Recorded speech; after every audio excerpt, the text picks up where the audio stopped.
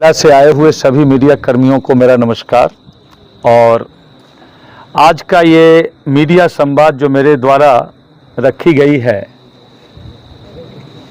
इसके लिए मैं आपको बताना चाहूँगा कि बेवजह कुछ राजनीतिक साजिश की तहत मुझे विभूतिपुर के एक स्वच्छ चुनावी प्रक्रिया में घसीटा जा रहा है।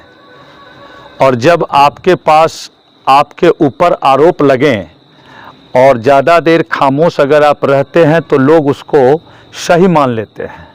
तो मुझे लगता है कि अब उस बात का जवाब देने का समय आ गया है और इसलिए मैंने आप लोगों को बुलाया है। पूर्व अध्यक्ष के प्रेस कॉन्फ्रेंस से कुछ सवालें हैं।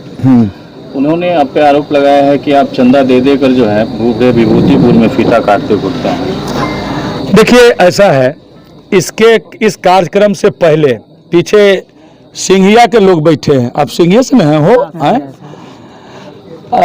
राहुल जी हैं। आप बताइए कि सिंघिया में कृष्णाष्टमी का पूजा था और लोगों ने मुझे निमंत्रित किया और इन्होंने कहा, इन्होंने भी पैसा नहीं लिया मेरे से, इन्होंने कहा कि आप जागरण करा दीजिए।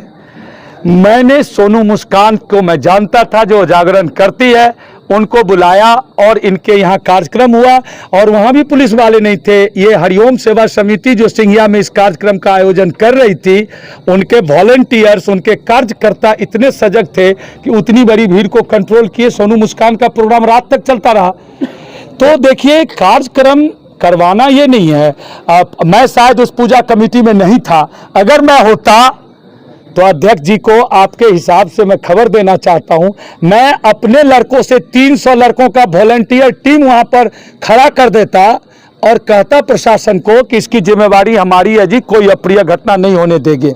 लेकिन अब वो कहते हैं कि खुले मैदान में होना चाहिए, तो उनको पहले ये बताना चाहिए कि खुला मैदान मतलब कहाँ। आपको याद होगा, सुभाष कंगन जी भरोल में प्रोग्राम करा रहे थे, सपना चौधरी का था। क्या वो खुला मैदान था या बाउंड्री वाल के अंदर था? तो भगदड़ तो वहां भी बचे, वहां भी लोग मर गए, उन्होंने प्रोग्राम करना छोड़ दिया। तो मैं ईश्वर का तो लाख शुक्रिया अदा करता हूं इस मामले में कि ये प्रोग्राम अगर कैंसिल हो गया, जिसका डर उनको था, तो मैं भी उनकी इस बात को मान लेता हूं कि बहुत बड़ा कलंक से मुझे बचा लिया। चूंकि इसमें उनकी ये भी साजिश हो सकती थी कि भगदड़ करवा दो। चूंकि हमारे साथ जो लोग थे उनकी तैयारी उतनी नहीं थी, चूंकि ये विशुद्ध रूप से राजनीतिक लोग नहीं थे। भाई, ये युवा है, तो ये राजनीतिक लोग रहते तो उस हिसाब से तैयारी करते कि इनके इस बात का काट कैसे निकालेंगे। जिस दिन हम नरहन में कार्यक्रम करने जाएंगे, पुलिस बल के अलावा हम 500 लड़कों को वहां भर देंगे, पहले ट्रेनिंग करा करके कि देखना कोई गलत ना हो पाए, नहीं तो ये बड़ा कलंक लग जाएगा। उनका ये भी आरोप था कि बीजेपी के कुछ नेता जो हैं वो प्रोग्राम को हाइक करना चाह रहे थे, युवा को बरगलाने का भी आरोप लगा है आपको। मेरे हिसाब से शायद इसके बाद, प्रेस वार्ता के बाद, पीछे में जो लड़के बैठे हैं नरहन और सिंघिया के ही हैं। हमें प्रोग्राम हाइक करने की या बीजेपी के लोगों को हाइक करने की, कौन बीजेपी का नेता था? उनको बोलना चाहिए था। गुंजन मिश्रा का नाम उन्होंने लिया है, तो गुंजन मिश्रा का पुजारी किसने बनाया? और गुंजन मिश्रा तो वो रामनवमी पर जुलूस भी निकालता है और सब लोग उसमें शामिल होते हैं। गुंजन मिश्रा नरहन में जो पूजा होता है उसका 9 दिन का पुजारी, 10 दिन का पुजारी होता है। हमें नहीं पता कि पूजा कमेटी उसको कुछ देती है कि नहीं देती है, लेकिन मैं उस लड़के की विद्वता और संस्कृत में ज्ञान, पूजा पाठ की पद्धति से इतना खुश हूं कि मैंने पहले भी उसको कहा है कि गुंजन अगर समय मिलो तो हमरो यहाँ पूजा कौन दे। वो कहा कि जे नहीं भैया, हम यहाँ इतने व्यस्त रहे छिए, अहाँ के टबका में जाकर हम पूजा नहीं कर सके छी। ओकर की दोष है? भाजपा में तू है, भाजपा में अमन है, तो नाम बोले में अमन के नाम किया नहीं ललखिन? कहीं न कहीं अध्यक्ष जी राम बालक जी के लिए वो रास्ता बचा के रखना चाहते हैं कि अमन पराशर का नाम ले लेंगे तो फिर हम वो 7 वार्ड में वोट कैसे मांगने जाएंगे, जिस 7 पंचायत में वोट कैसे मांगेंगे? तो ये सब चीज जो है, गुंजन कुछ नहीं कर सकता तो गुंजन का नाम ले लिए। आप देखिए उस कमेंट पर सिद्धार्थ सौरभ कोई लड़का है जिसने लिखा है कि राजीव रंजन जी के बारे में नहीं बोलना चाहिए। अरे भाई, आप लोगों ने तो मुझे टारगेट में, कौन है वो प्रिंस कुमार है, हमें लोग बोलते हैं। सिद्धार्थ सौरभ ही पहले लिखने वाला है कि ये वो नमूना कहाँ से आ गया। मैं उसकी नज़र में मैं विभूतिपुर में एक नमूना हूँ। आज वो लिख रहा है कि राजीव रंजन जी के विरोध में इतना नहीं लिखना चाहिए। मैंने अभी आपको बोला है ना, अगर मैंने ठान लिया तो विधानसभा नहीं पहुंचने दूंगा। तुम जितना मेरी शिकायत कर लो, नहीं पहुंच पाओगे। कोई गठबंधन का तुम टिकट लेके आओ, मैं चैलेंज करता हूं। अगर तुम इस भावना से मुझे प्रताड़ित करने की कोशिश करोगे तो बहुत गलत होगा। एक सवाल है, उन्होंने बोला है कि कमेटी के कुछ सदस्य हैं, जब नाच पे हमने आपत्ति जताई तो उन्होंने बोला कि अब आपकी जरूरत नहीं है, इसलिए हमने इस्तीफा दे दिया। ये उन्होंने बोला है पत्रकार महोदय, क्या मैं उस मीटिंग में था कि इस बात की सत्यता को उन्होंने बोला है। वो अपनी बचाव में तो ये सब बात बोलेंगे। आप जाकर के कमेटी के बाकी लोगों से पूछिए कि किस कंडीशन में उन्होंने इस्तीफा दिया। अगर इस्तीफा उनको देना था तो परमिशन लेने क्यों गए? मुझे इस बात का जवाब चाहिए। कहीं ना कहीं तो सहमति थी कमेटी का। क्या माही मनीषा को 2 दिन पहले बुक किया गया था, महीनों पहले बुक किया गया, इसकी जानकारी उनको नहीं थी? झूठ बोलते हैं। किसको गधा बना रहे हैं वो ये भी बोले थे कि 21,000 का बयाना जो है वो दिया गया था। जब हम एसडीओ के पास परमिशन लेने के लिए गए तो एसडीओ बोला कि बाबा माही मनीषा को पहचानते हैं, तो उन्होंने नहीं बोला कि नहीं पहचानते। तो वीडियो दिखाया गया बजाते, और उसमें दिखाया गया कि 4 जगह जहाँ जाती है तहाँ पे ये मतलब प्रोग्राम खराब हो जाता है, कैंसिल हो जाता है, भगदड़ हो जाता है। आप जेल जा सकते हैं बुढ़ारी में। इन बातों को लेकर वो टर्न हो गए। देखिए, ये तो एक राजनीतिक भाषा है, ठीक है।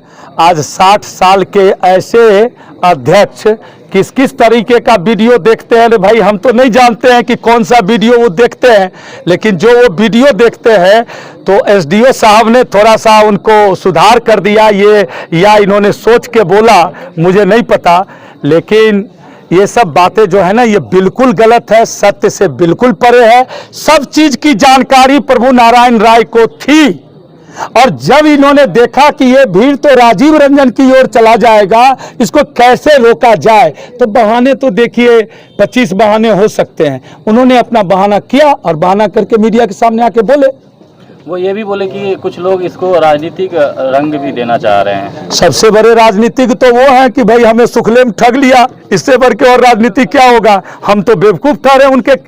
नहीं तो मुझे तो कहना चाहिए था कि अध्यक्ष जी ठीक है, चलिए आपसे मैं ये पूछता हूं कि कमेटी में बैठाइए, हमको बात कराइए। वो तो उन्होंने नहीं किया। ये सब बात का जो आरोप मेरे पे वो लगा रहे हैं कि राजीव रंजन जी युवाओं को बहका रहे हैं, कसम खाएंगे मेरे साथ कि इसके बाद राजीव रंजन के मैंने विभूतिपुर के लोग माही मनीषा का नाच नहीं देखेंगे। हम तो उस महिला को न जानते हैं, उस लड़की को हम कलाकार का सम्मान करते हैं। तब तो तवायफ जो कोठे पे होती है ना, वो भी जाती है महफिल में नाचने के लिए। इतनी जो बॉलीवुड की अभिनेत्रियां जिस तरीके का प्रदर्शन करती हैं, उससे भी गंदी है ये माही मनीषा। पूछिए इनको जाके। आरोप लगाना, एक लड़की जो अपने बल पे, आप कभी उसकी पीड़ा को समझे हैं? उसकी पीड़ा है कि इतने लोगों के बीच में जाकर के इतना मेहनत करती है। क्या डांस करने में 2 स्टेप डांस करके जरा हमको दिखाइए तो हम समझ जाएंगे आप युवा हैं। बात बनाते हैं, किसी के पेट पर लात मारी, अश्लीलता फैलाती है।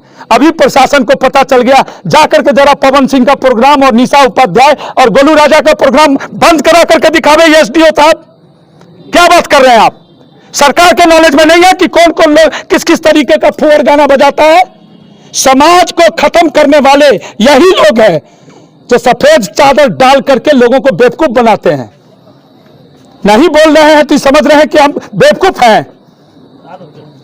पूछिएगा ने बिपाशा बसु को कभी देखे कि नहीं देखे, अब वो कहेंगे कि उसका समर्थन कर रहे हैं। अरे भाई, पूरी दुनिया समर्थन कर रही है।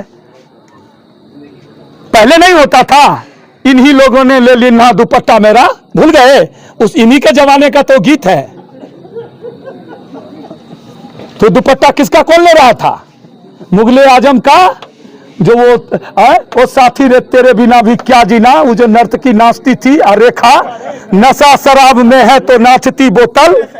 के जा रहा था इस शराबी फिल्म का गाना देखने के लिए? नाच बसंती नाच। इसी हेमा मालिनी को, यही युवा पीढ़ी जब ये युवा होंगे तो हेमा मालिनी को नचाया है। और ये देखने के जो 18 महीना 20 महीना फिल्म चलती थी, यही लोग तो जाते थे टिकट कटा के देखने। आज युवाओं पर आरोप लगा रहे, माही मनीषा कल्चर खराब कर रही है। बारे कल्चर के ध्वजावाहक ध्वजा लेके चले हैं कल्चर बचाने। क्या राजीव रंजन मतलब के अनुसार क्या प्रोग्राम सही था या गलत? मैं ये नहीं जानता हूं ये प्रोग्राम सही था या गलत था। पुलिस प्रशासन को इस पर सुरक्षा का प्रबंध करना चाहिए था। पुलिस असमर्थ थी, डूबते को तिनका का सहारा, उसमें इन्होंने अपना नाटक किया। सबकी मिली भगत थी कि चलो हम इस्तीफे दे देते हैं। और आप सोचिए जिस युवाओं पर ये आरोप लगाते हैं वो कितने अनुशासन में थे, जो उन्होंने मुझे फोन करके कहा चलू भैया जे भेले से भेले, हम ई कष्ट के सही लेबै, लेकिन FIR हो जाते या केस हो। मेरा आज भी मेरे पीछे जो युवा साथी है वो कानून का सम्मान करता है, लेकिन कानून को भी ये सोचना चाहिए कि अगर कोई इस तरह की व्यवस्था हो रही है तो उसमें सुरक्षा देने का काम कानून का है। लास्टली क्या संदेश देना चाहेंगे आप विभूतिपुर विधानसभा के सभी देखिए, युवाओं से? मैं अपने युवा साथियों को एक चीज कहना चाहूंगा। आपके पास चूंकि ये चुनावी वर्ष और 2 महीने बाद चुनाव में जाना है, मैंने अपनी बात ईमानदारी से आपके बीच में रखी है।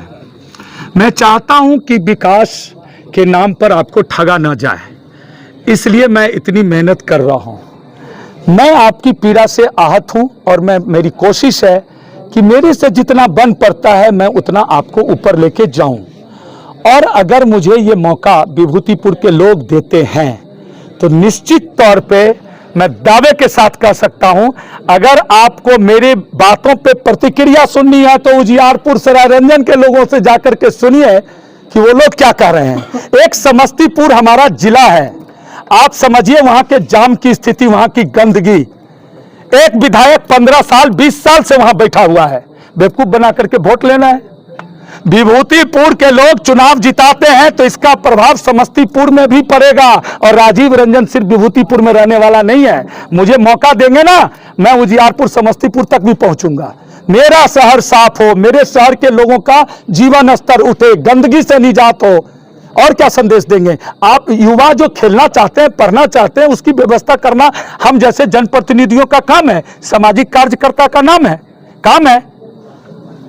मैंने महसूस किया है इसको, इसलिए मैं काम कर रहा हूं। इसलिए मैं कह रहा हूं कि चुनाव में 2 महीने का वक्त है। अगर आपको मेरी बात पसंद आ रही है तो आप लोग इस जुल्म के खिलाफ आवाज उठाइए, एक स्वच्छ राजनीतिक परिवेश को यहां पर क्रिएट कीजिए और समाज हित में जो काम हो उसके लिए आपको आगे आना चाहिए। और धन्यवाद।